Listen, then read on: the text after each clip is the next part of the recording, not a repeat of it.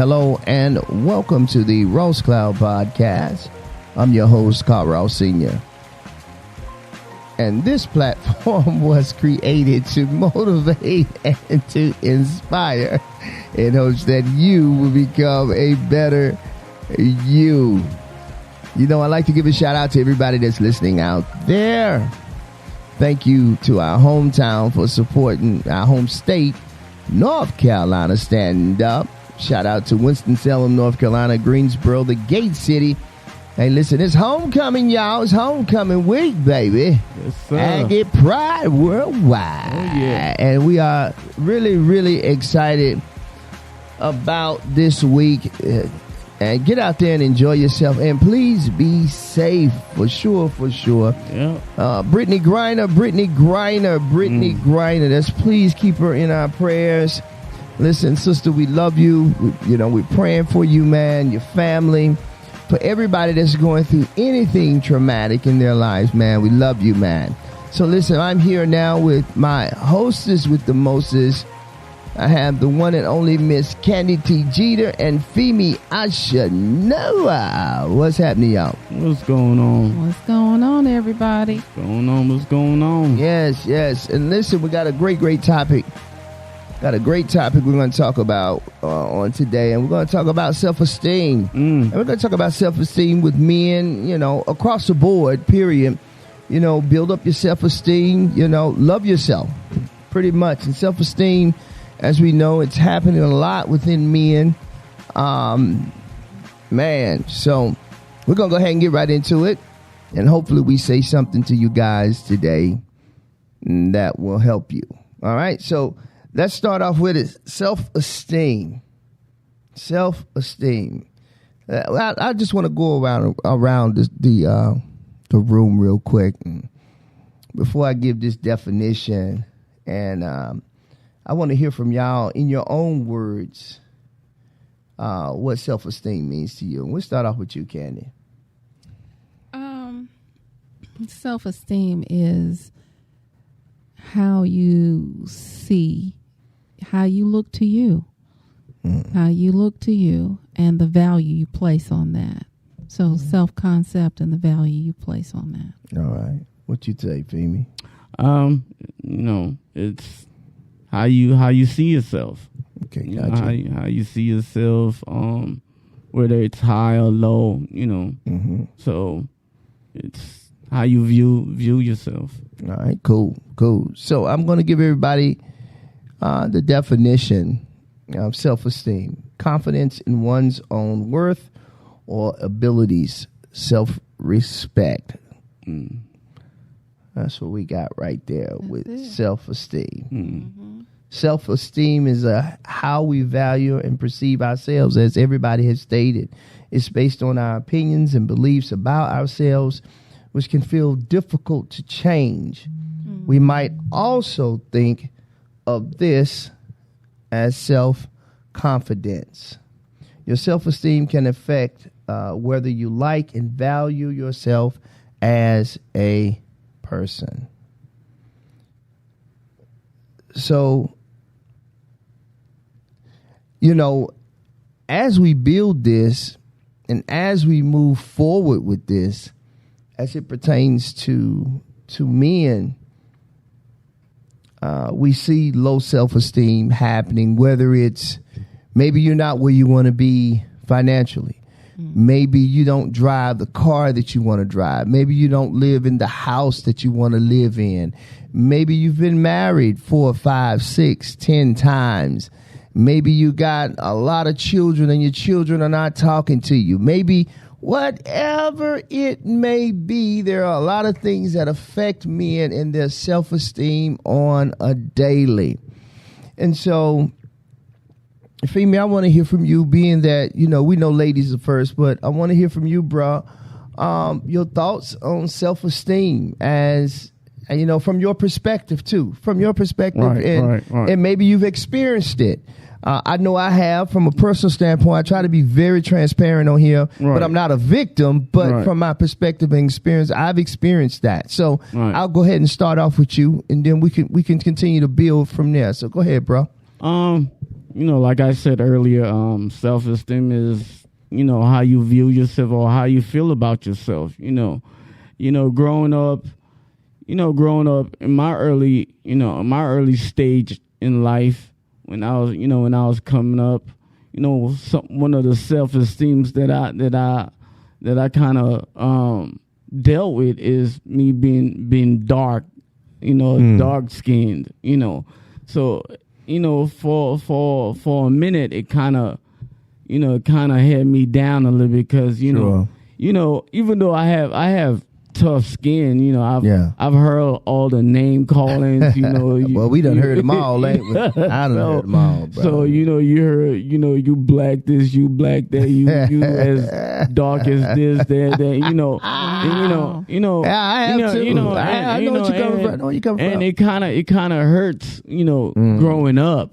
It kind of hurts growing up, but it kind of. But then you get older and you find out it's a beautiful thing. I was gonna say, that's what I was gonna say. Then you start growing up into the man that you are. That okay, it's not as bad. It's actually very good. Very good. It's very good. The Wesley Snipes of the world. The Wesley Snipes of the world. And it helps if you got great teeth. It helps if you got a pretty smile. Right. All those things help when you take care of yourself. It does. And even though as a person, you know who you are. There it is. You have a good heart. Yeah. You do all the right things, but sometimes growing up, it kind of put a little stem on you, because people just say things just to hurt you. And then it kind of sometimes you come around people and then you just look at yourself sometimes like, I'm the darkest in the room, or but all eyes be on you though, fam. But I got you. That was in your younger stages. Absolutely. Life. So back then it kind of played a part. It was tough. But like I said, as I got older, it was all good. Oh yeah, it changed. So it changed things. So you start growing into your features, until your look start coming along, and then girls be like, "Ooh, you're so fine with your chocolate." Then as you get older, that's right. You hear that, but those same girls, you still get your black ugly self away from me. But you get older, it's like, hey, you look good. You looking good now at your older age. Yeah, you say I was ugly back then, though. But it's fine. So sometimes back then it was what it was, and now I feel I always feel good about myself, because I know the kind of person that I am. There it is. So even though I knew who I was back then, but it still kind of hurts sometimes when you hear all those kind of name calling and whatnot. But so. Well, you find out that there are certain people that like what you like, right? And it's okay if they don't like you, right? And you grow into it. Easy to attack. You grow into it. Sometimes people it's just easy do to that because that's the first thing they see, right? First thing they see. What else they gonna say? And they only say that because there's been a certain level of cultural value attached to that. Thank you. Otherwise, it wouldn't have any bearing whatsoever. Now it's joking now. Right. Yeah. Now you can joke about it. Now you laugh about it. Now. Right. So I think you're absolutely right. I went through that too, Femi. Dark skin growing up in school. But then it began to change, like you said, and then you start to find out, like, man, I am handsome. Right. After a while, then you start kind of saying, oh, I guess I do look good. After a while, you start seeing it. Right. When you start physically seeing it with your eye, right. You're like, she checking me out right now. Not only that, then they find out, I'm like, okay, Yeah. You're the man. I mean, that's just like for many years in my life while we talking about self-esteem, the dark skin thing too, and then I had a broad nose. But not only that, my bottom teeth are very jagged and very crooked, right? And so I used to have people always pick on me about them, right? But then as I got older, Right. it just didn't bother you no more. it stopped bothering me. I didn't care. I actually played off of it. Right. There were things that I would say. I'm not going to say because I'm a married man now, okay? I know that's right. Yeah. Right. I'm going to leave that to your imagination out there, okay? Right. But there were things that I would say, Right. and then I would use it to my advantage that it would help. I'd be like, oh, them crooked teeth are all right, boy.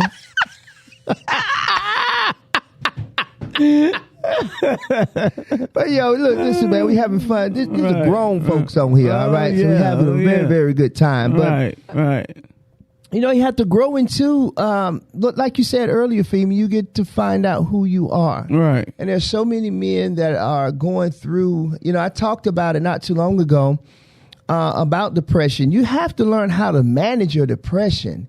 You have to know when you're having a bad day and accept that you're having a bad day, and then don't project that on nobody. Right. If you need to be by yourself, then be by yourself. Right. And make sure you don't project what you're going through on somebody else. Right. Because you have to be quick to say, like my family know, if I ain't answering the phone, that means I'm having a bad day today. It's not a good day because I don't want to project that bad energy on anybody else. Right. I do it now. I go in the other room. Right. Watch TV in there. Right. And it's good when like Candi, like early from the previous show, we talked about that. Right. Those boundaries, having that respect. You're allowed to have a bad day. You're allowed to say, I don't really feel like being bothered. Right. I'm down today. I'm down today. Today's not a good day for me. Right. I just want to be by my damn self. Right. And you should be allowed to be able to do that without any assumptions or accusations coming along with it. Right. Definitely. And when you get with a mature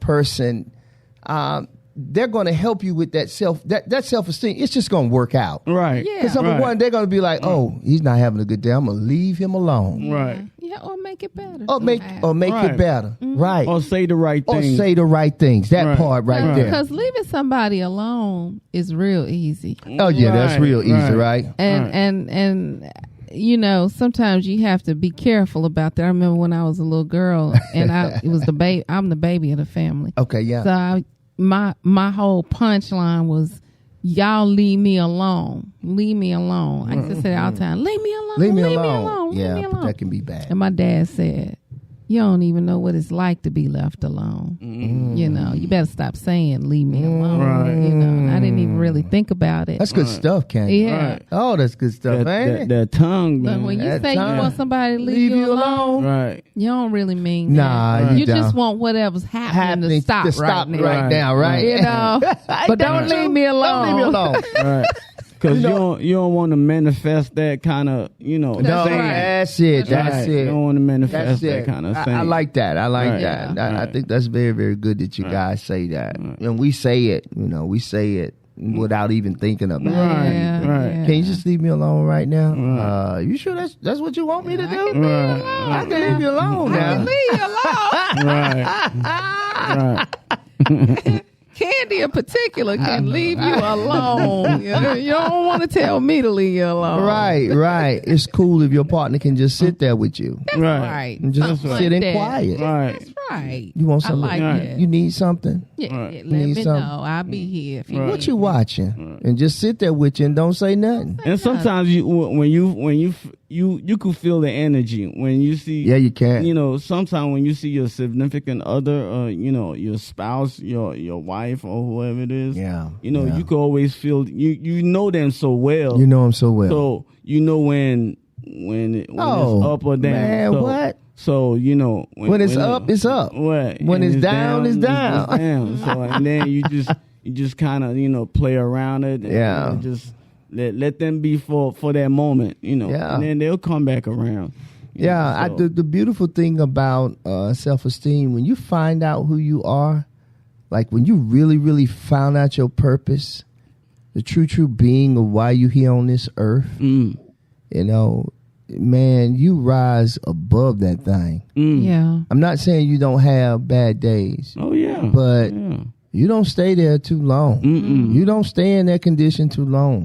You kind of snap out of that thing real quick. You might allow yourself to have that sit there a moment, be quiet, and then you have to remind yourself, you have to say, wait, whoa. I got something I got to do. Right. I got people depending on me. Right. I got people watching me. I'm in a leadership position. And not that it's all about that, but you have to kind of take it that way and say, wait a minute, I'm in a position where I could possibly change my life and others' lives. Right. I can't quit right now. Right. I got a bigger purpose in mind. Right. And if that should push you too, family members too. Right. You know, just saying, you ain't just doing something for yourself. Right. Right. Right. You know, you right. becoming who you are is for so many people. Right. You know, we right. always talk about so many dreams and visions, and so many destinies are in the grave. Right. You know, and people. Dreams buried. Yeah, dreams buried. Ooh. They died. Yes. And so how many of those family members didn't get an opportunity to see themselves through that family member?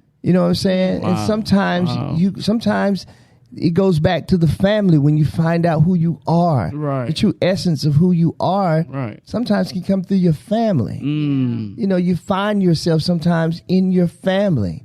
You know, I thought it was so important that my mom, and I'm brag on my mom, because my mom, she made it a point to remind us who we were. She makes it a point to do that constantly. And she don't have to do that. That's just her affirmation to us as her children. Me, Alfred, and Tanya, she does that.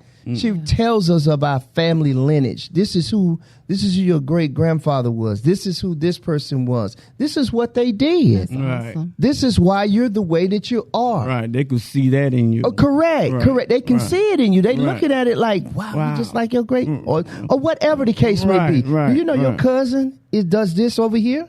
You know your cousin down over here in Maryland, or wherever they are. Right, That's right. just like when I did a deep dive into finding out. And again, guys, we're talking about self-esteem right now. Right. And I'm just giving my perspective on how I was able to find myself, how I was able to climb out of the depression and the self-esteem. Now, again, I'm not a doctor. I'm not acting like I know it all. But from the perspective of someone who deals with depression, but also takes care of himself, then I'm aware of what's happening with me. But for me to Right. go back Right. and find out who my family was, I was able to step on the depression. I was able to knock it down, knock that bad self-esteem down. Right. So I went and took a dive in. And I remember Tanya calling me. She was like, you know, we got a lot of people in our family on the Ross side. What? Didn't know that. So between me and Tanya, we had an opportunity to find out all the Rosses. Most of them are in the arts.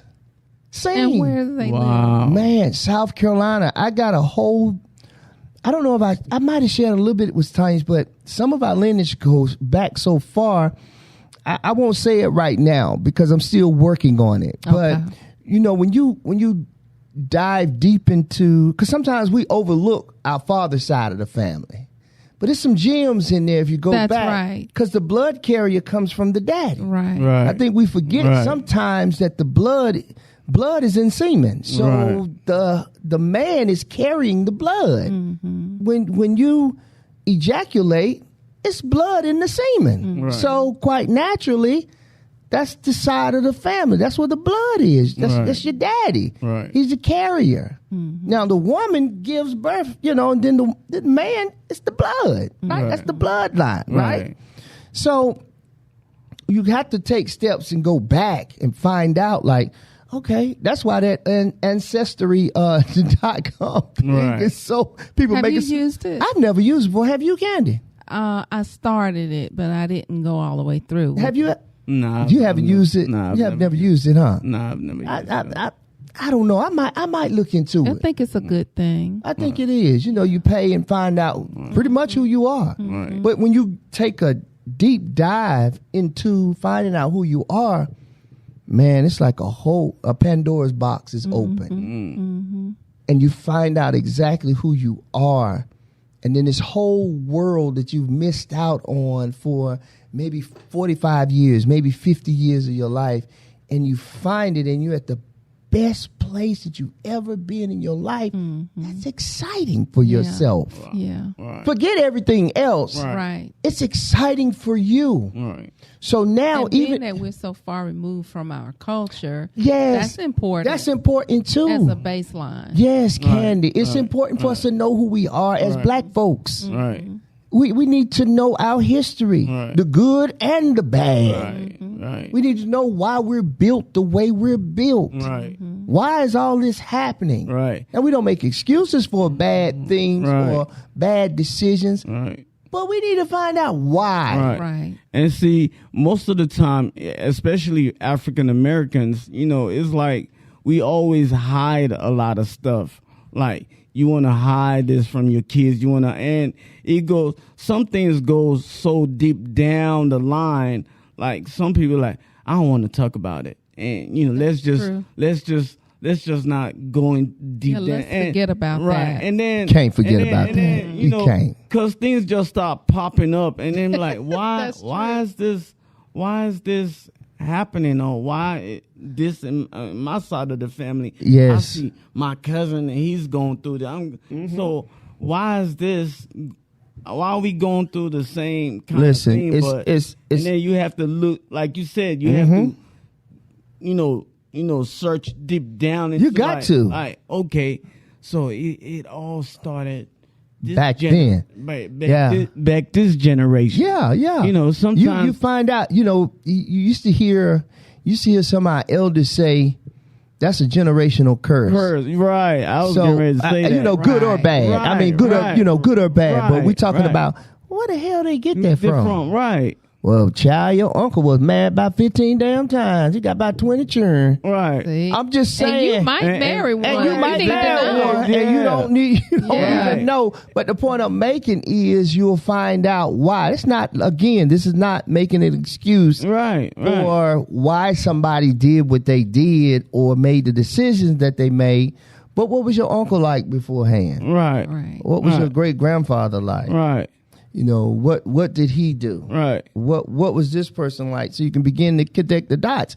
And if that works for that, I mean, quite naturally, if that works that way, quite naturally, when you go to the doctor, what do they say? What's your family history? Right. What was your dad? Did your dad have heart disease? Right. Did your dad have depression or hypertension? Right. What? Those are questions that doctors ask. Right. So why shouldn't you ask those questions? That's true. Why wouldn't we ask those questions? Because that's the first thing they ask you. Well, does your mom deal with heart disease? Right. Does your dad deal with prostate cancer? Whatever it is. Right. So when we think about all of that connects the dots. Right. Yeah. So you need to find out. Well, darn, why am I like this? Where did this come from? Right. Yeah. Why did I do this? Right. Why did I do this the other day? Right. Why was I so violent? Right. Just about every damn thing. Right. And I like the fact that you said depression, because mental illness sometimes can go way back. And that's my point. And another thing that that us as African American used to do that we don't see a whole lot of that no more is like the family reunions. Like, you wanna know who your family is or are, because you might go or you might run past somebody that you didn't even know that was your family, and that's why it's very, very important that we sometimes get together and get the family together so everybody could know who's who and who dad appreciate themselves. Right. Because that's being lost. Right. Yes. People are identifying more with popular culture than they are their own lineage. Right. That's And true. that's a problem. That's a huge problem. Because when popular culture fails or lets us down or whatever, where are you going with Right. that? Nowhere. So now we got people who don't know where they come from. No. People identifying with Kanye, and when Kanye say something stupid or whatever, everybody get mad. I get mad as hell, girl. Kanye ain't got nothing to do with us. He really don't. Right. But because we identify so much with things outside of ourselves, ourselves. we get so caught up in that. And that's So where having that sense of self as men, Yeah. how do you all, what do you all do to do that? Because I see men come into themselves so much later. Where does your sense of self literally come from? I can say for me, where mine came from was, first of all, forgiveness, accountability, accepting the fact that, hey, I did this to you. I want to apologize to you for this. You gotta start somewhere. So taking responsibility for everything that you ever did, or maybe you've hurt somebody, right? Maybe you've been the person who perpetuated something, and then you have to go back and you have to ask for forgiveness. Right. That, to me, I feel like that's where it starts. That's when you woke up. That's when I'm be honest with you. That's when I woke up. First of all, I was in a horrible relationship. It's no secret. I was in a horrible relationship, but in me going through that horrible relationship, I lost and forgot who I was. And so it was as crazy as that sound. I lost myself in that relationship because, again, to your point in the last show, you focus so much on being a help to someone else till you forget about what's valued, the things that are valuable to you, the needs, the things that are important to you, your wants, your desires, the things that you want to achieve. You begin to more focus on, well, I want to help you get here, and then you let yourself, you diminish you, you diminish your value as a person. So I think for me, first of all, beginning to go back and saying, I'm sorry, I missed it. I missed it here. Can you please forgive me? Can we start over again? Now, just because you say that doesn't mean that forgiveness is going to come back to you. But here's the thing. You got to be okay with that, though. Because guess what? The same way that you had to process and have accountability and say, I'm sorry, guess what? You got to allow that same grace to the people that you did it to. They'll come back around. And you got to be okay with that. So when that happened, I had that moment where I had to face Chris, which is probably the scariest thing in the world, to face you. You have to face the mistakes. You have to face the failures. You have to face, you got to face your demons. You got to be honest with yourself. And I just remember that moment I had with me. First of all, I have to give credit to my family. My family, again, when you get around your mamas, your sisters, your brothers, the people that love you. Right now, I'm just talking about your immediate family right now, not cousins and stuff. That's there too, but your immediate family first of all. So I think for me, facing my immediate family and telling them, like, look, I'm sorry, I missed it here, and allowing them to have the grace to sit back and say, okay, well, we're gonna see what he gonna do. That nigga done said that to us 15 million times. Okay, so let me ask you this. How you know folks saying, let me see what he gonna do? Because that's exactly what we say. Yeah. You do. Well, that's exactly, we always be like, let me see what he gonna do, because he done said that a million times. But you know what, Candi? So for you to be aware of that, that's what I was gonna say. A lie. You got to be aware of the fact of the damage that you might have caused. Whether it was in you alienating yourself away from the family for the sake of whatever the reason was. You gonna have to deal with that and eat that. And even if they don't agree with the decision that you might have made when you made them, it was the best thing that you could have ever done. And then when I got with someone who basically said to me, my aha moment, like Oprah says, was when my wife said to me, like, yeah, we can move forward, but right now, I think you need to love you first. We had that kind of candid conversation. It was a very pure, very upfront conversation. I can honestly say that. And I'm not acting like, we like these perfect individuals, Candi. But what I am saying is maturity was there. Right. And when you're dealing with maturity from people, then it's okay to be very transparent about things. As you stated before, here's where I'm at in my life. Here's what I'm going to accept, and here's what I'm not going to accept. Right. Here's what I do like to do. And don't get me wrong, you might have a hit and miss along the way. That's part of the growth of the relationship. As we stated, a lot of times we say we want 25, 30, 40 years. Hell, we don't know what they went through with them 40 years, though. Exactly. They again, the commitment, like you said. But anyway, it was her that said to me, like, man, we can't do this just because your sister introduced me, man. That don't mean this gonna work. I need for you to love yourself first. Right. So I think being around people who are brutally honest with you. Yeah. Brutally honest with you, whether it hurts your damn feelings or not.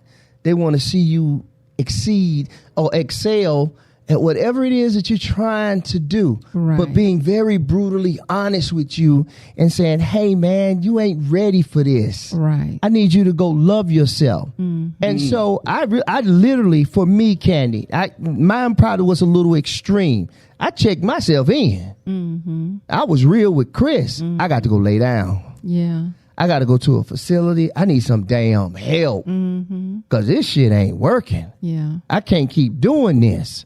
So I literally laid down. And then when I joined the theater company and I started going on the road, I still had some issues. Don't get me wrong. And I'm sure they saw it too. But it was more focused on the arts.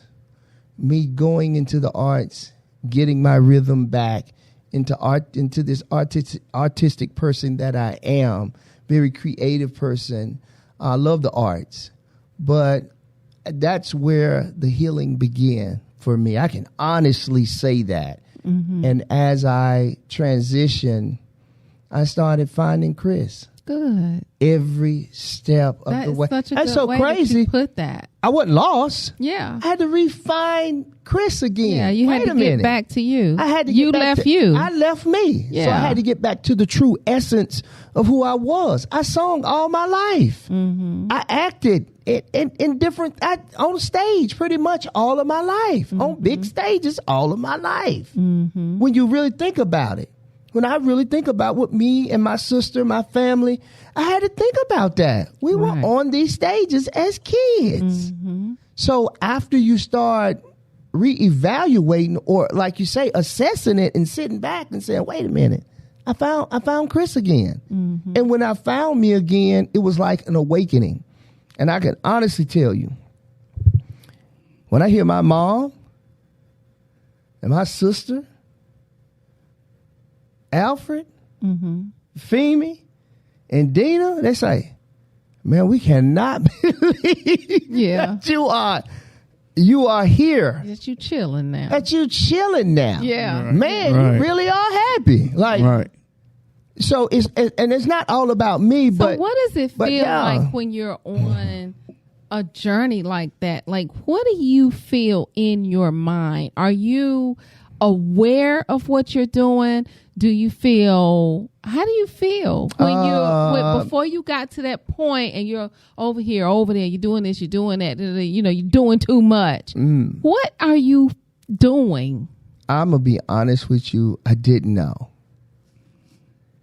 So when you get an impulse, and this is important because people are watching other people on their journey. Yes. And everybody, nobody can judge because nobody's in your head. Here's what I did. What happened for me was I began to become very realistic in my approach. But like before that. Oh, before that? When you got an impulse to do something and you knew it didn't make no damn sense. Oh, yeah. What was propelling you to say, you know what, I'm going to do this anyway? Because, I mean, your mama had raised you to do certain things. Sure. So I know that crosses your mind. So what do? Do you just say, you know what, I don't want to do that right now. Yeah. I'm going to do this because this is what I want to do. Yeah. What happened with me was, it was when First of all, it was a phone call. I wasn't doing anything. I was probably at my lowest point in my life. And I got a phone call. And to them, they said, you know what, Chris can sing. Chris, I believe he can pull this off. That's what they were thinking. And they called me. It was a mere phone call. I didn't believe I could do it because I still was at a very low point. It was just like, shit, I ain't doing nothing else. I might as well do it. And low meaning you didn't feel like you were living up to your full potential. Well, I didn't. At that time, I still was kind of in Lodabar, if you would. I was still in my very desert place. I was in my very dry place in my life. I wasn't happy. I was very lonely. I had like a whole lot of things happening in my life. A lot of things, a lot of guilt happening over some of the bad things that I had done. And I knew people knew it. You know what I mean? So, you know what I'm saying? Whether I was vocal about it or not. But at the same time, there was I don't give a damn element that still was on me. That still was like, I don't give a damn what you think about me. Is that a defense or is that I think it was a defense. But now it's for real and it's a defense. It's both. I don't give a damn what you think about me. I really don't. Not at this point in my life. Exactly. I'm 51 years old. I don't give a damn what you think about me. I don't give a damn. And you know what? I think after you get to that certain point in your life, I was telling somebody every day, I was like, man, you know what? In your 50s, something happens. And there is literally a I don't give a damn button that happens in your life. Like, it's like something just turns on. And if somebody says something to you, you'd be like, how the hell are you worrying about what the I'm doing anyway? Right. Live your life. Leave me the hell alone. Yeah. I ain't doing nothing to you. Right. Don't, you know what I'm saying? I'm just keeping it 100. Yeah. And once you get to that point in your life, everything else works itself out. So what would you tell young boys, both of you, what would you tell young boys? You can start off with Femi. Who are like 12, 13, 14. What would you tell them that they need to do in order to find themselves? I don't even know if you can say that because they wouldn't even understand what that means. But to never lose who they are, you know, what do you think that where does that start when you're young? Because that's important. It is. Before I answer that question, I like to say, you know, I've been knowing Russ for quite some time, for a long time. My journey is kind of similar to his, but being that I'm from Africa, and you know, my journey, it's. I'll give you like a little shirt because I don't want to prolong whatever. See, with me, you know, in our culture, when you're the first child, when you're the firstborn, you're the oldest. I'm the oldest. Okay. When you how many of you is it's it? 4 of us. Okay. 2 boys, 2 girls. Okay. You know, I'm the oldest. Yeah. And see, in our culture, as the firstborn, even if your mom or your dad is not around, you're still considered as, you know, the head of the household. So you still have to take your, you know, when we first came, you know, before my mother came, you know, I was living with my aunt. So as time went on, after I said that in the beginning when I first came and did my first interview. So when I first moved to Greensboro, I was staying with my cousin, and my brother, he was staying in New Jersey. So when my brother moved down here to North Carolina, he was staying with us. So I had to provide for my brother. I had to, put him in school and, and everything. And, he was young. My brother was younger than me. I'm 8 years older than him. Wow. So at that time, my mom came, so it was me, my mom, and my brother. Gotcha. And then as time went on, both of my sisters, they came from Nigeria. They came down. So we was all together. And at the time, you know, like you were saying, Yeah. I had to put myself on pause. You know, I had to put everything that I, you know, that I wanted or whatever Wow. in order for me to, you know, to kind of look after my brother and sisters and Sure. my mom. You know, my father, he was still back in Nigeria. He was still back home. So as time went on and you know, time was going on and on, you know, I was still kind of, you know, looking out for my, you know, my siblings. Okay. So when I graduated from North Carolina A&T, when I finished, I had a job in Winston-Salem. I moved out, you know.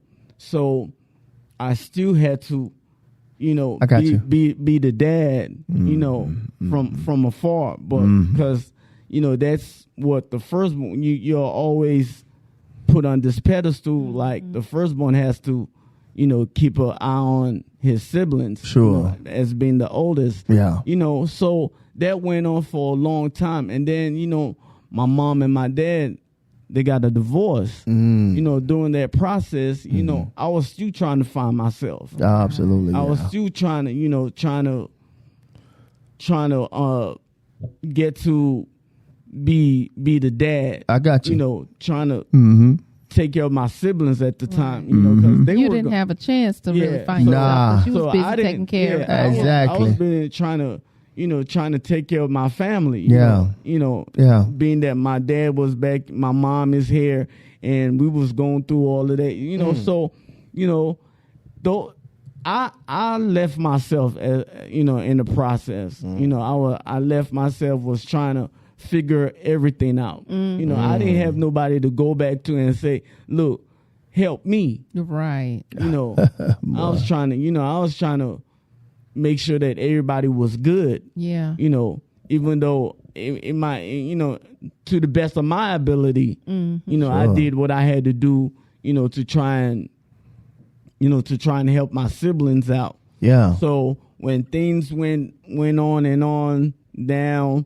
you know, our family, you know, it kind of got split up where when my mom and my dad was going through their divorce or whatever, you know, my siblings, they were young at the time. And, you know, their feelings. I was the oldest, so, you know, I was trying, you know, it was so Trying to much. make them feel better. Right. Yeah. You know, and at the time, since we were speaking of, you know, low, you know, self-esteem. Right. At the time, I was trying to find myself. Yeah. I was trying to, you know, get my thoughts together, trying to get me together, you know, and, you know, there'll be times where, you know, just things were just so bad where your self-esteem is just so low where Right. you don't even know if you're going left or right. Yeah. Yeah, you better say know, that, bro. So it became to a point where, you know, and then when I start, you know, bouncing back and trying to get myself back together, you know, I was getting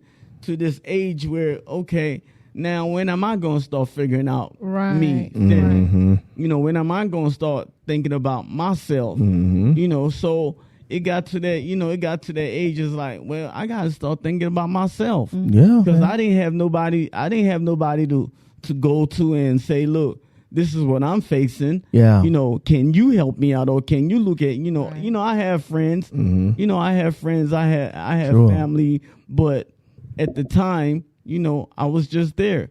So for me to just to answer your question, you know, and to be honest with you, both parents play a big part, a huge part in our kids' lives. Major. Yeah. It Yeah. plays, you know, people might not see that, you know, a single parent, you know, yeah, we've seen a lot, but at the end of the day, if you talk to anybody today, if you're a single father or a single mother, the first thing they always say is, well, you know, I didn't have that other parent in my life. Yeah. That's the first thing they will always say.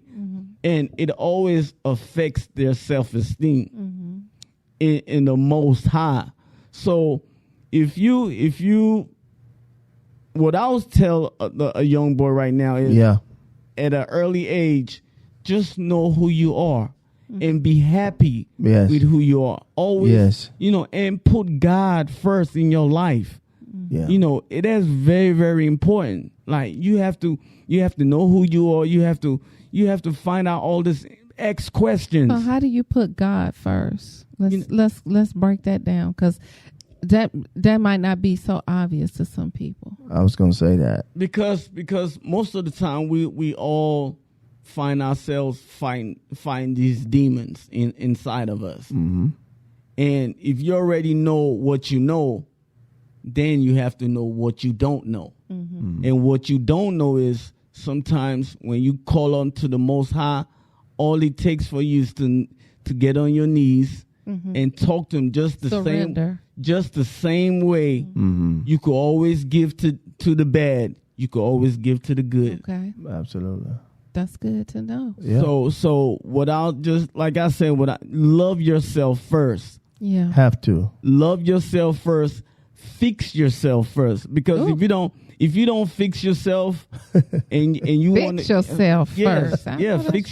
Fix yourself first. Because if you don't and you carry this burden on your shoulder, on your heart, it's gonna tear everything else down. That's facts. It's gonna tear everything else down. So Yeah. I always say just love yourself. Make sure that you're doing what we're not always 100%. Everybody's No. We're not You have perfect. good and bad days. Yeah, we're not perfect. Yeah. But at least, just recognize what you're doing. Yeah. Yeah. Recognize what you're doing and, and just always talk to somebody. Yeah. Talk to somebody. That's very, very, me, I've kept so many stuff inside for so long that, I'm just now talking about it. Like now, and men do that a lot. We do. I keep so many stuff that I've kept to myself that probably held me back. Yeah. On a lot of things. Yeah, without a doubt. On a lot of things that now I could talk about it. Yeah. Right. Now I could vent out. Yeah, and it's to Candy's point, you're right. We almost kind of raised that way. Yeah. Right. Yeah. It kind of raised that way where you get in the company of men and, they're like, man, don't tell nobody you saw me doing it.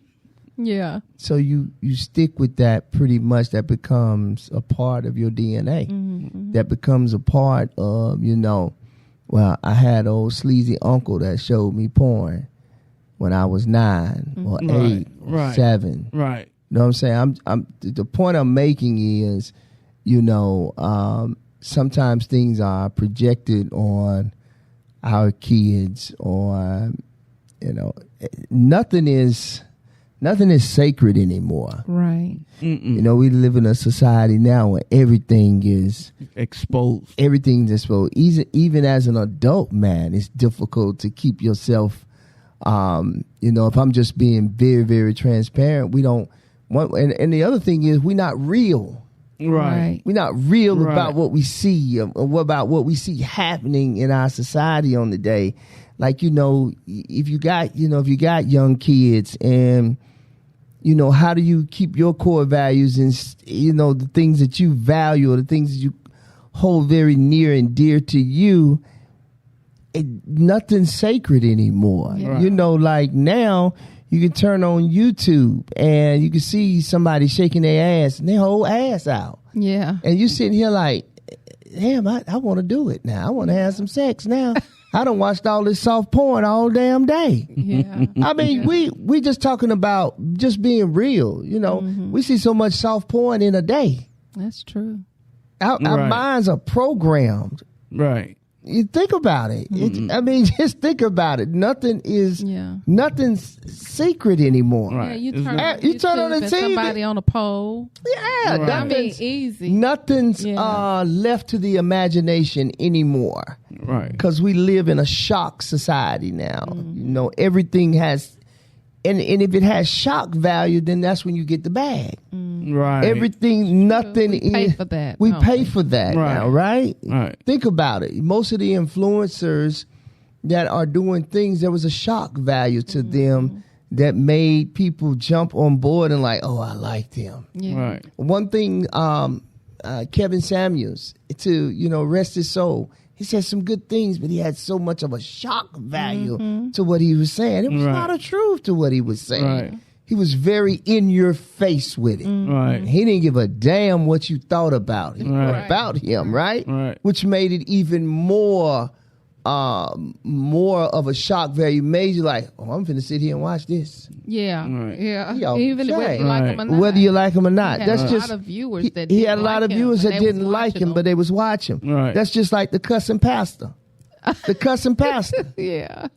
That dude off the chain. Right. But he say some good stuff. Right.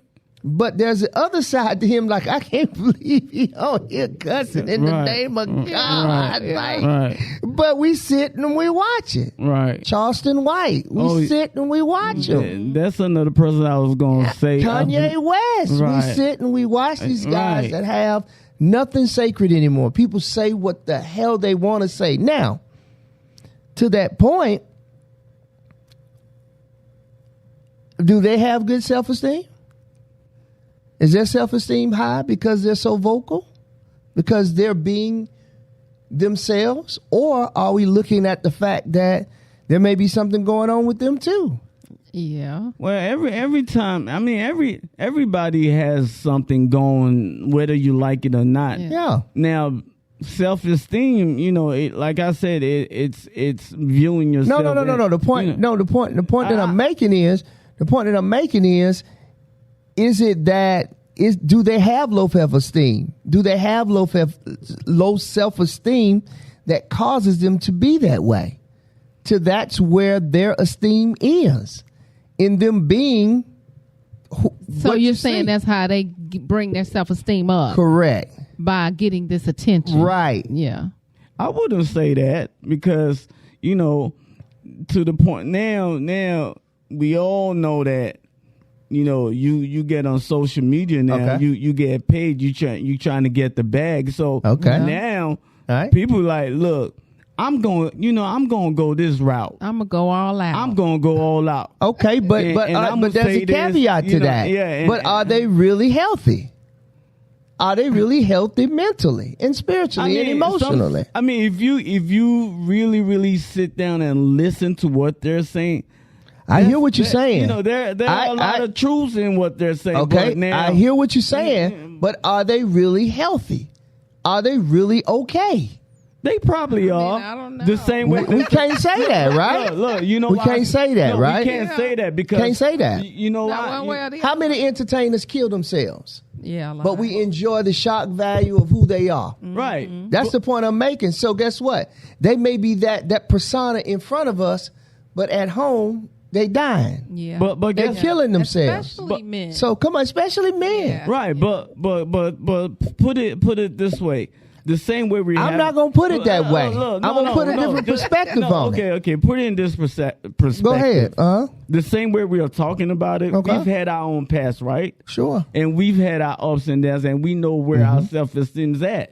That's why we on this show talking about it. Okay. They probably have the same way, but now they in the front say, I'm gonna go on social media, and I'm Tommy going Sotomayor. Correct. And talk about it. He talks about his low self-esteem. Correct. With dealing with color. Yes. Also dealing with mommy issues. Yes. And all of that. He's been very transparent. He's very transparent. One of my favorite. Yes. I think he's kind of like the original. He is one that used to just say stuff. Just say stuff, yeah. Because I used to follow him. He's calmed down a lot now. Yeah. But I used to love Tommy Sotomayor. Yeah, I think he's beginning to heal. Yeah, right. Yeah. And I think this platform was for him to heal. Exactly. But right. Everybody's he was not healthy. No, he was not. He was healing. We were watching him on his healing journey. Here's to my point. The chef, the chef. Anthony Bourdain. One of my favorites. Yes. Oh my God. Yes. Beautiful persona. Oh yeah. Brilliant man. Yeah. Yes. His documentaries, his travels. Oh yeah. I would sit there for hours and watch. And then when he took his own life, it was like, what? Yeah. Right. And men are good for that. Yeah, man, I didn't even know he was sick. Yeah. Because what you saw was the persona. Right. What we see is people's persona. Right. but they could be dying on the inside. That's right. And so I say that because it's easy to fake the funk. It's easy to give people the best of you. Yeah. It's easy to do that. Go home and feel and like to go crap. home and feel like crap. Yeah. And the reason I'm able to talk about it is because I did it for 8 years of my life. Mm-hmm. I faked the funk. Yeah. I should have won a damn Academy Award. Yeah. Because what people saw was me thinking that I was happy, but I was dying. I was dying on the inside every day. Right. Even when I was singing, I was not happy. Wow. I was actually serving, but I was dying in the midst of serving. Right. So I'm saying that, and the reason I challenge you, because this is what we have to do on this platform. Right. We have to challenge each other's intellects and perspective. Right. And I also say that because how many of our leaders in our churches, in our mosque, on the television, those are our leaders. Right. The people who are influential are our leaders. Right. But are they happy while they serving you? Right. That's why I'm big on, man, if you need to take a break, take a break. Right. I even take a break. Right. I even take a break. Yeah. And I kind of said that earlier when I was talking about the the pressure that's being put on men, where so much pressure, where our significant other or our spouse, they're always trying to compare you to another man. And I said, look, she probably say, look at him, look at what he's doing, but then you don't know. Yeah, he might look good from the outside, but you don't know what's going on in the inside. You don't know exactly. Let's go back to pressure on men. I hear men say that a lot. What is pressure to men? The responsibilities that I won't even say that. I won't even say that. I'll say this. Because I pay child support. I'll say that, right? If I wasn't in a position that I am where I can afford to pay my child support, and I've been there, so I can speak from this place, either you're going to have to get a second job, or it may be impossible for you to get a second job, and you can only work that one job. So here's the pressure. If I don't pay the child support, I go to jail. So I can't afford to rent a nice place, so I got to stay in a boarding house. I did that. I stayed in a boarding house for almost 3 months, almost 4 months. Was in a homeless shelter. But I was paying child support though, right? Wow. But couldn't afford to pay for my own living, which further puts you further behind the system. So then you got back pay you got to pay. So imagine going to jail over and over and over and again. It's a vicious cycle. So that amount of pressure, if you ain't strong enough, or you find yourself doing, so then they say, well, what, man, you ain't got to sell dope. You don't know what I got to do. Right. Man, why you go up in there? Man, if I don't do it, I'm going to go to jail. Right. I'm going to go to jail anyway, so I might as well go ahead and hit them across their head and take this $1,500. Right. I'm just saying, I'm not justifying anything. But people sometimes are in survival mode. And they doing what the hell they got to do to survive. There is no justification in that. Now, what that does say is there is a lack of faith. They don't believe that they can do anything else. They're lost. They really are. If you find yourself having to stoop that low, well, you got to go do no judgment zone whatsoever. Because I don't know what's on your plate. But it is what it is. But it is what it is. So that amount of pressure, and just being a black man, black man that was what I was going to say. In America. And I'm going to be honest with you, I'm fighting hard to fight back tears because I don't think people really understand right. the mental anguish that black men go through on a daily. That's what I was going to say we don't. It's that's Candi. It is We tough don't. because We don't see you it. damned if you do, damned if you don't. If you ain't able to do this, if you got to work all the time, well, damn, you're absent from your father. Well, shit, I got to work. Right. You're making me pay $1,500 in child support. Like Bobby Womack Like, said, I I mean, can't be in two places at one time. It's so much pressure. Right. It's That not an pressure, excuse. it's not an excuse. It's but the damn truth. Yeah. I can't walk down the street with a hoodie on my head. I can't walk in the store with my hands in my pocket and my hoodie over my head. I can't do shit. Right. So when we're talking about esteem, that plays a major role. What? Oh, yes. Because you just trying to survive. You I'm ain't just got trying to time to survive. find yourself. And in between all Man. that, somebody offer you a piece of ass. That's a little bit of heaven amongst all this what's going on. I'm just saying. And then that leads to something else. And then people say, well, why'd you do that? And Right. you say, well, dang, I wanted to do 'cause something. I can't do shit. Nothing.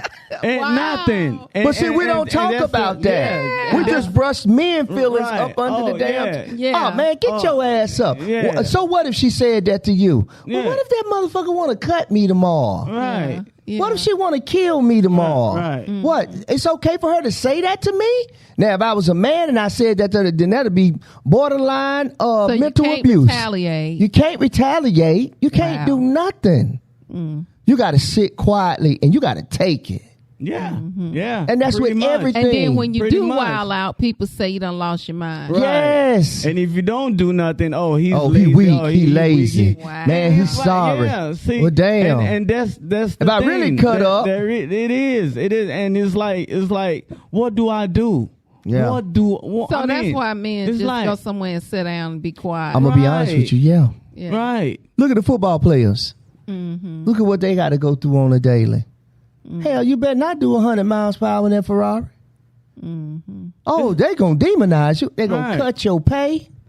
Come on. It's a thin line that black men have to walk. Oh, yeah. Even the successful And ones. Right. you can't even be too aggressive out on the field. You Right. can't. Because then they'll call that Yeah. every time. What? You do that right there. Right. You What? in trouble. Right. Man. And it's like whenever you're a public figure, What? it's over. Yeah. As soon as you Especially when you get to that level. as soon as you become a public figure, that's it. That you don't even have to be a public figure no more to be it. So I could a just be. woman raising a son, because like to women, what we see is if you just do what you're supposed to do, go to school, get your job or get your degree, get your job, get your career, don't mess up, Yeah.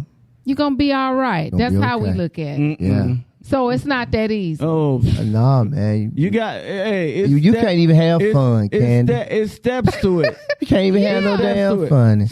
Sometimes you get to a point in your life like, damn, I can't do this, I can't do that. I mean, sometimes you just have to create your own fun. I swear you do. And that's why you see people be like, damn, why is he doing that? Because that's the best way. That's the best way you can have he fun. can have fun. Yeah. I mean, when me and Femi was coming back from the National Black Theater Fest, me and Femi was together, right? Right. I was going fast. I said, oh, man, let me slow down. Just because I don't want to be stopped by the Right. police. Right. It ain't have nothing to do with nothing else. No. First of all, I know me and Femi dark skin, right? That's one strike. Second strike. Oh, do y'all have any weapons in the Yeah, car? and it's a nice truck. Yeah. I mean, it And goes. see, y'all want to drive fast. It never dawns on most of us women to drive fast. Man, right? listen, you so got when you you just think driving. about what You y'all just driving. like to do, yeah. but as far as taking chances, being Oh, adventurous, yes. things like that, It's part of you being that's part of you being a man. Listen, I right? got a We V8 don't engine even in that think truck. most of the time. Like No, I got a V8 engine in that truck. You think I don't want to try that mofo? Yes, every but where chance I can you get. do that at? Right. So it's like, even if I catch myself doing 85, 90, getting into 100, because I just want to feel that adrenaline rush of that Right, engine right. and the way that big truck feel when it ride like that, guess what I got to do? Oh, man, what? Man, what you doing? Yeah, you Relax. Relax. You're going to jail. Right. You know, when So, me and you my know. children were living in Cleveland, Ohio, I remember when my son would walk back and forth to school. Yeah. And I remember having a talk with him because he'd have carry he wrestled, so he would carry his gym bag and his duffel bag and stuff. Yeah. And I was like, you know, we in Cleveland. He was young. He wasn't even in high school. Gotcha. Because we came back here so he could go to high school. Okay. I said, makes sense. You need Good to Good decision. make us, look at how you carrying your bag. Yeah.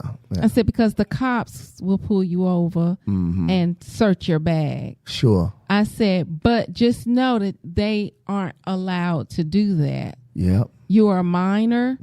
If they pull you or say anything or do anything, call me. But look at the conversation you having, those. I couldn't believe I was having I it, know. right? And he was looking at me like dang, Mama, what's going on? He was looking, Right. so it added another level of stress to Yes. his life. And Because he's like, I'm just having fun, I'm just a wrestling, kid, and Mom. I'm What are you putting this talking on my about? back. But he had a friend that actually got his bag searched walking from Wow. school. And they do that a lot in Cleveland because it's a lot of young kids with guns and stuff. Sure. And I was like, wow, I can't even walk down the street with a bag. Listen, I always tell people it's open season.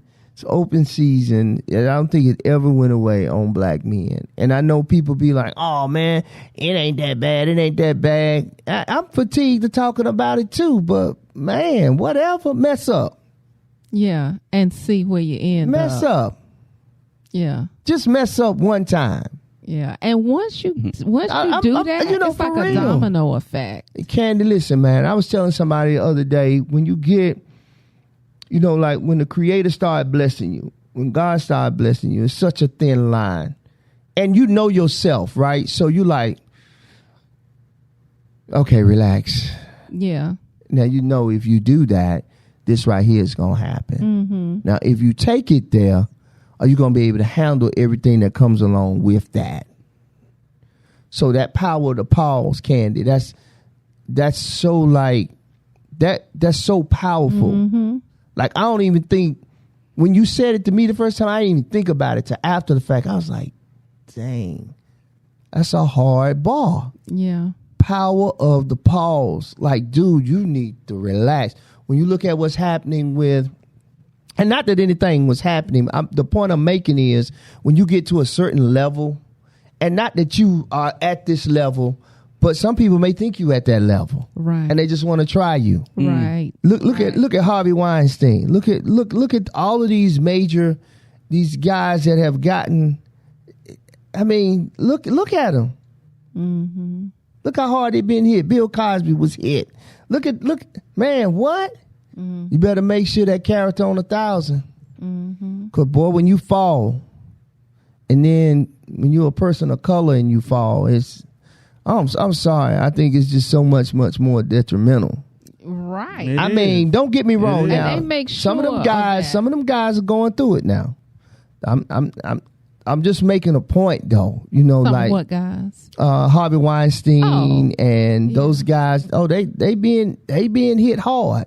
But man, Bill Cosby, man, like, Yeah, they took him down. and he wasn't young when he went through that. Candi? It was This is latter. 78. He This hadn't is recovered either. No, he hadn't recovered. That took a lot out of him. Man, do you understand what he like? He was blind. He was like blind or something like that. Yeah, well, he had Candi, already had that eye thing going on. And Candi, my thing is, and Femi, why now? Well, he was getting ready to buy NBC. Well, yeah, He was getting ready to make some major business moves. he was. Anytime, He was. anytime an African American is about to do something, Great. they will always That part, Yeah. They great. will always dig Michael Jackson, Yeah. Yeah. Prince. Prince. Yeah. Michael Jordan, Kobe Bryant. Yeah. Yeah. Every time, Kobe was about to do It's something always major never happened. even stuff. Chris Brown. Yeah. Every time I just feel like we don't know everything that happened behind closed doors with people. Yeah. Sometimes we only hear, and media is good about the media. I'm working in the media. The media sometimes can be very conniving and very deceptive in how they run reels and how things are portrayed to us as consumers. Right. So sometimes, there's so many moving parts. You don't know what's real and what's not. Right. You don't, man. So many moving parts. You don't know what's real and what's not.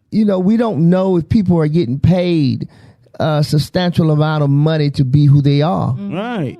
To You say don't the know things, what's real. or we don't know if they say, "Listen, we want you to get on here, we want you to say that, but we're gonna give you $50 million. We're gonna compensate you for Candi that." Owens.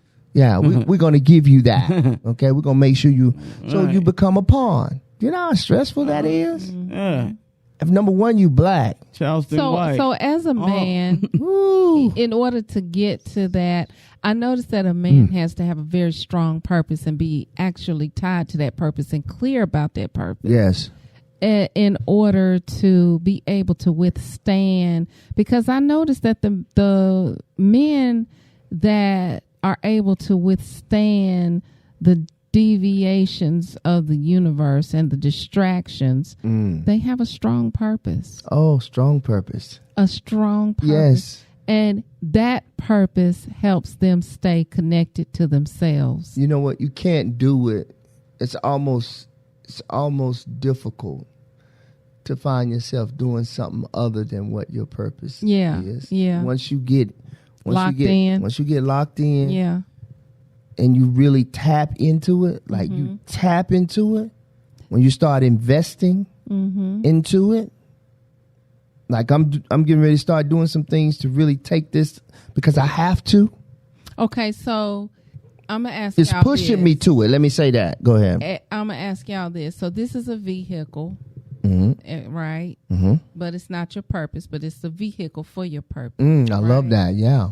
So what do you think your purpose is in life? In general.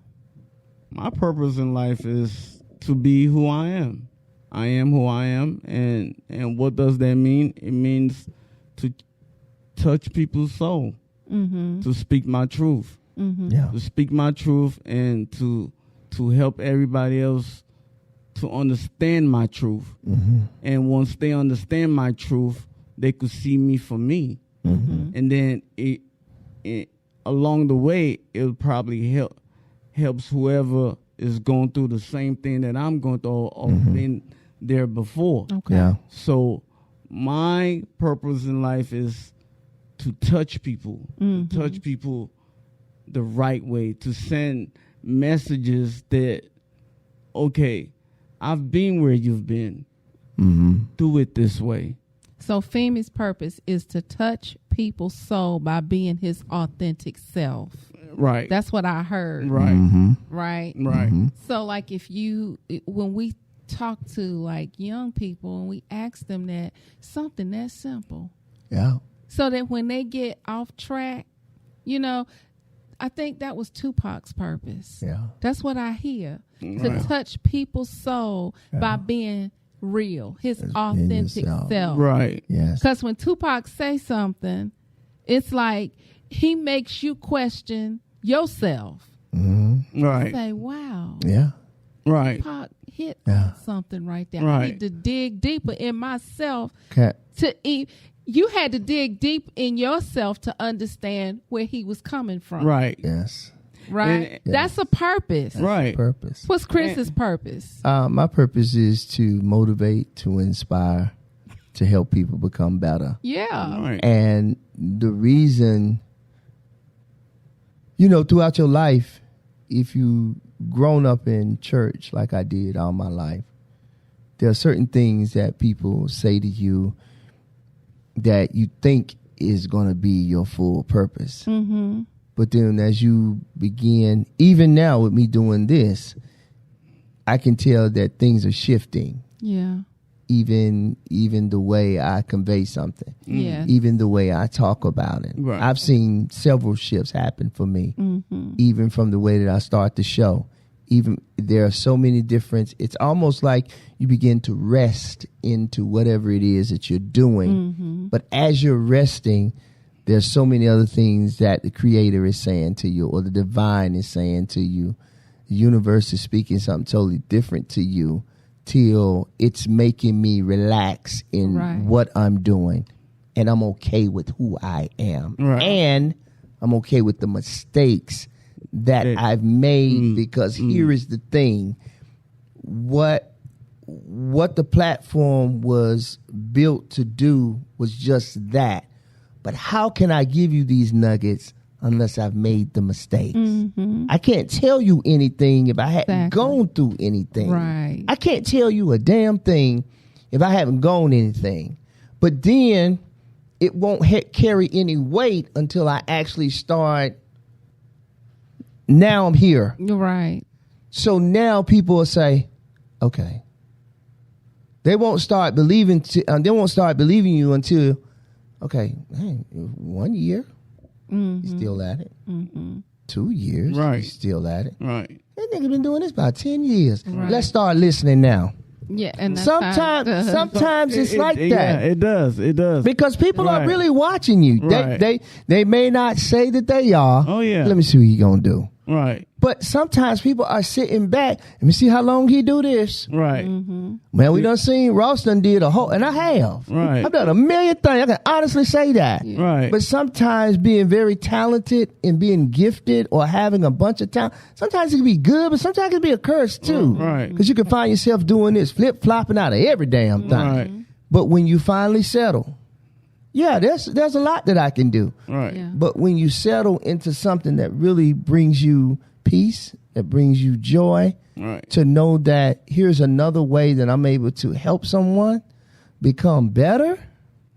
If I can tell you something that can help you become better, then I've did what I was supposed to do. Right. If I only reach one person, that's exactly. if I reach one person and it falls on good ground, and that person is able to grow off of something that I said, then I've done what I'm supposed to do. Candi. Right. So when I hear about when we talking about men, and you know, we get ready to wrap it up in a minute. Go ahead. When we're talking about men, self-esteem. I want to be men's self-esteem. I want to be able to turn on something and hear men talking to men. I agree. We need more of that. We do. Right, we do. Being very transparent too. Right. Not that we bull. need more men talking to men, because I can't talk to men like y'all can talk to men. You know what I'm saying? I can say some things and I can add a layer of how what you guys are going through affects us and how we see y'all. Yes. But we need to hear y'all talking directly to men. Yes. And we're doing it now. That's what's so great. Yeah. So I love it. You have facilitated that. It sounds real good. It sounds, but the reality sometimes when we gather together right now, we could do that. But when we amongst like people out there, sometimes you want to watch what you say, because you don't want to say the wrong thing to the wrong person. Because in these days and time, people take things the wrong way. Even though you're trying to express yourself. But did Tupac watch what he said? Hell no. No. We gotta, people want to be reached. But you have to understand. Look at the time then, and look at the time now.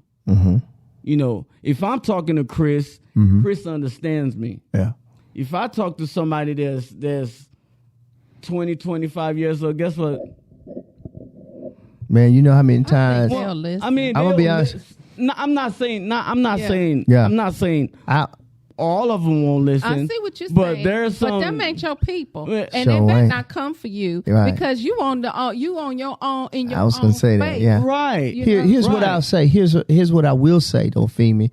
I totally agree with you on that. When you say, there is when you got to be careful about how you say things. I agree with that, but there's a caveat to that too. when purpose is calling you, you don't give a damn. Oh yeah. Oh, you're right. When purpose calling you, you don't give a damn. You're right. When you told me what your purpose was, you're right. You can't give a can't damn. give a damn. Right. I said. You're right. I said. I don't. I know earlier we were talking. And I don't give a damn. I love Femi. God dog it. I'm sorry, Chris.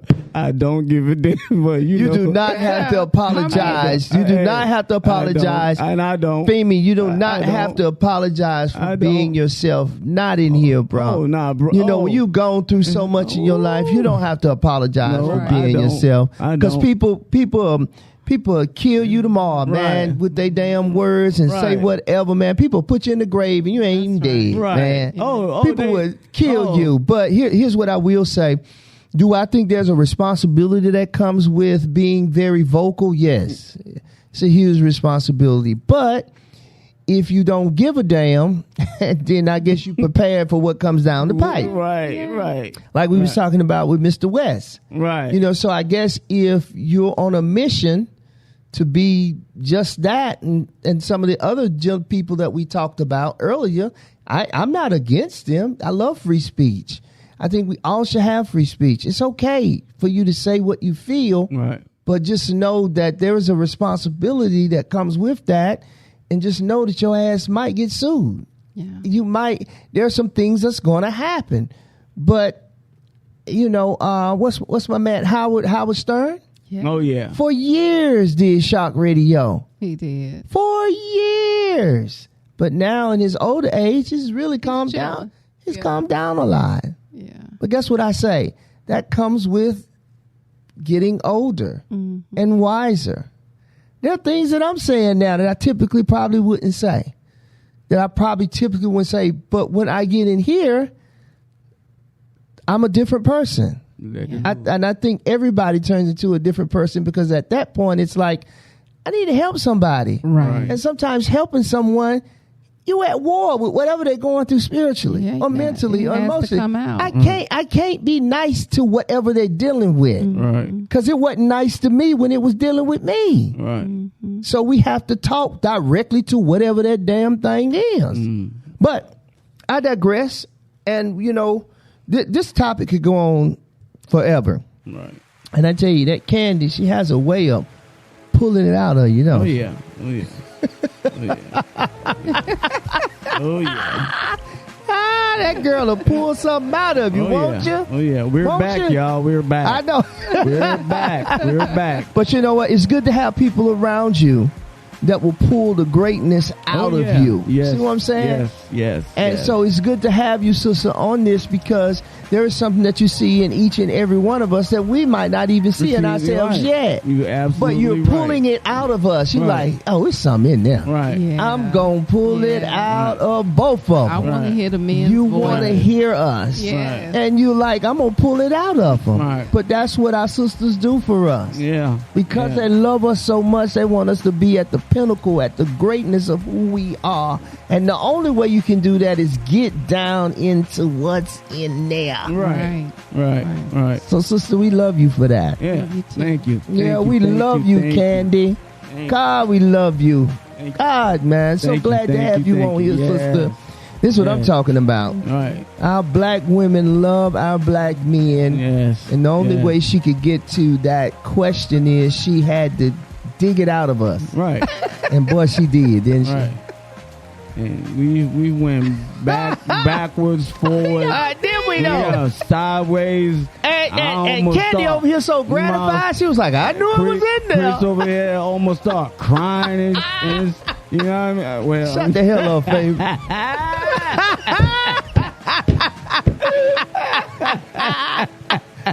Hey. Oh, I love it. I love it. Pause. Hey, so listen, y'all. Listen, I hope you guys have heard something today that can help you become a better you. Yes. The whole premise of this podcast. All right? We love you guys. I'm Car.Ross Sr. And I am Candi T. Jeter. And I am Femi Osinowo. All right, keep making it a great day. And love yourself and keep being great. Peace. Peace.